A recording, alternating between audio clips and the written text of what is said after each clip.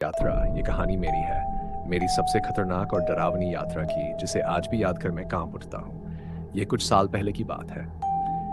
मैं और मेरे 4 दोस्त एक हिल स्टेशन पर छुट्टियां मनाने गए थे। जगह का नाम था काला आकाश, जो एक छोटा और लगभग भुला दिया गया गांव था, ऊंचे पहाड़ों के बीच कहीं खोया हुआ।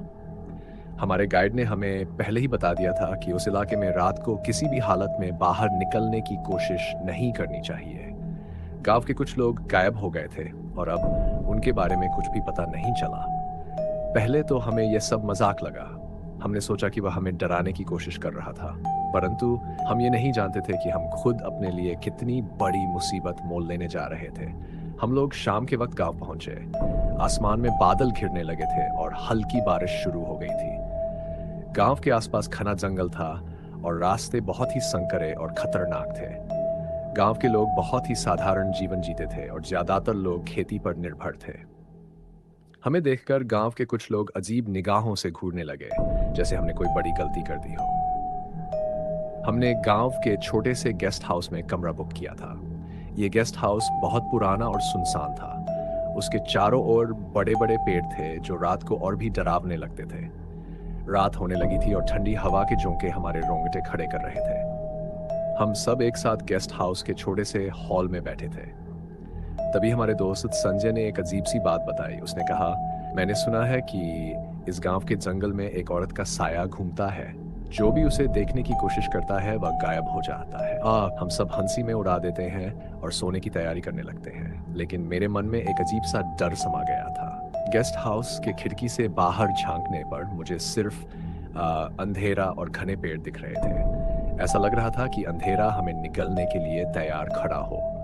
रात के करीब 2 बजे अचानक बिजली चली गई। पूरे गेस्ट हाउस में अंधेरा छा गया। हमारे पास सिर्फ एक टॉर्च थी और उसकी रोशनी भी धीमी हो रही थी। तभी गेस्ट हाउस के बाहर से किसी के पैरों की आहट सुनाई दी। हम सब चौंक गए। कोई था, लेकिन हम देख नहीं पा रहे थे। कदमों की आवाज धीरे धीरे गेस्ट हाउस के करीब आती जा रही थी। संजय ने हिम्मत करके दरवाजा खोला और टॉर्च से बाहर देखने लगा। वहां कुछ नहीं था, सिर्फ ठंडी हवा के झोंके और पेड़ों की सरसराहट। लेकिन तभी कुछ अजीब हुआ। हमने देखा कि कुछ छाया सी तेजी से झाड़ियों में छिप गई। हम सब ने मिलकर बाहर जाने का फैसला किया। एक तरफ डर था और दूसरी तरफ ये जानने की जिज्ञासा कि आखिर वह छाया क्या थी। हम सभी ने जैकेट पहनी और टॉर्च लेकर गेस्ट हाउस से बाहर निकल पड़े। बाहर का नजारा बिल्कुल भयानक था। चारों ओर गहरा अंधकार और भयानक सन्नाटा था। हम जंगल की ओर बढ़ने लगे, जहां से हमें वह छाया दिखी थी।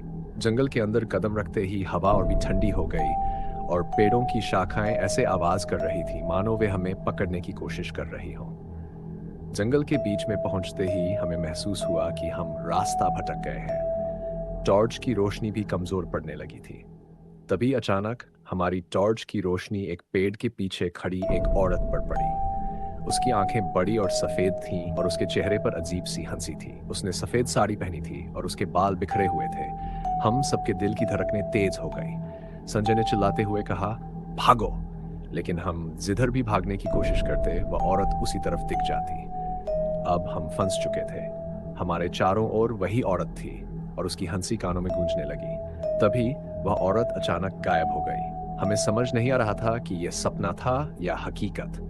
हम वापस गेस्ट हाउस की ओर भागे, लेकिन रास्ता जैसे गायब हो चुका था। गहरी रात में हम बस इधर उधर भटकते रहे। कुछ देर बाद हमें दूर से गेस्ट हाउस की एक हल्की सी रोशनी दिखी। हमने राहत की सांस ली और दौड़ते हुए वहां पहुंचे। लेकिन जैसे ही हम गेस्ट हाउस के करीब पहुंचे, हमें एहसास हुआ कि यह वही जगह नहीं थी। ये तो एक खंडहर था। खंडहर के अंदर से फिर वही हंसी सुनाई दी। हम सब कांप उठे। अचानक खंडहर के दरवाजे पर वही औरत फिर से प्रकट हो गई। इस बार उसके चेहरे पर एक भयानक क्रोध था। उसके हाथ हवा में उठे हुए थे और उसने जोर से चीख मारी। हम सब घबराए हुए भागने लगे, लेकिन इस बार ऐसा लगा मानो पैर जमीन में धंस गए हों। औरत की चीख हमारे दिमाग में गूंज रही थी और हम कुछ भी सोच पाने की स्थिति में नहीं थे। अचानक एक तेज रोशनी चमकी और हम सब बेहोश हो गए। जब हमारी आंखें खुली तो हम गांव के ही एक घर में थे। गांव का बुजुर्ग हमारे पास बैठा हुआ था। उसने हमें बताया कि हमने गेस्ट हाउस से बाहर निकलकर बहुत बड़ी गलती की थी। वह औरत उस जंगल की आत्मा थी जिसे वर्षों पहले किसी ने धोखा देकर मार दिया था। तब से उसकी आत्मा भटक रही थी और जो भी रात में जंगल में जाता था वह कभी लौटकर नहीं आता। हमने उस रात को किसी तरह जिंदा बचा लिया, लेकिन उस घटना के बाद मैं और मेरे दोस्त कभी उस गांव की ओर लौटने की हिम्मत नहीं जुटा पाए। आज भी वह रात याद आती है तो मेरी रूह कांप जाती है। यह कहानी सिर्फ एक यात्रा नहीं थी, बल्कि मेरे जीवन का सबसे भयानक अनुभव था जिसने मुझे हमेशा के लिए बदल दिया।